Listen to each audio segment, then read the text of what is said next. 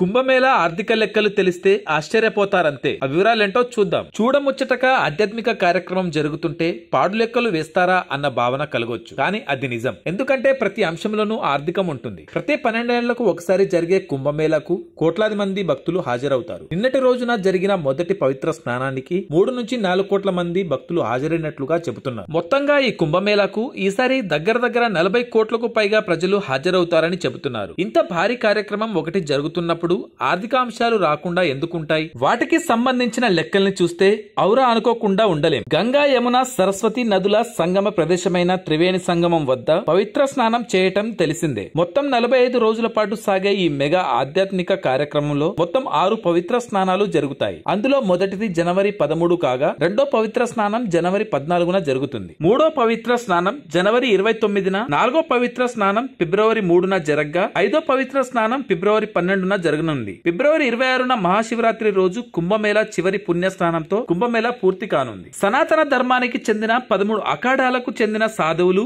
ఒక్కొక్కరుగా త్రివేణి సంగమంలో పవిత్ర స్నానం చేశారు. ఈ కుంభమేళా కారణంగా ఉత్తరప్రదేశ్ కు భారీగా ఆదాయం సమకూరనుంది. ఈ కార్యక్రమానికి ప్రభుత్వం 7,000 కోట్లు ఖర్చు చేయగా ఈ కార్యక్రమం కారణంగా రాష్ట్రానికి 2 లక్షల కోట్ల వరకు ఆదాయం రానున్నట్లుగా అంచనా వేస్తున్నారు. కుంభమేళాకు హాజరయ్యే భక్తులు సగటున 5,000 రూపాయలు ఖర్చు చేస్తే 2 లక్షల కోట్లు, అదే ఈ ఖర్చు 10,000 దాటితే రాష్ట్ర ఆదాయం 4 లక్షల కోట్లకు చేరుతుందని అంచనా వేస్తున్నారు. 2019లో జరిగిన అర్ధ కుంభమేళా సమయంలో యూపీ రాష్ట్ర ఆర్థిక వ్యవస్థను పరిపుష్టం చేసింది. ఎందుకంటే అప్పట్లోనే 1.2 లక్షల కోట్ల ఆదాయం వచ్చినట్లుగా రాష్ట్ర ముఖ్యమంత్రి యోగి ఆదిత్యనాథ్ పేర్కొన్నారు. అప్పట్లో జరిగిన ఈ ఆధ్యాత్మిక కార్యక్రమానికి 24 కోట్ల మంది హాజరైనట్లుగా పేర్కొన్నారు. ఇప్పుడు అర్థమైందా కుంభమేళాలో ఎంత భారీ ఆర్థిక అంశాలు దాగున్నాయో? Thanks for watching.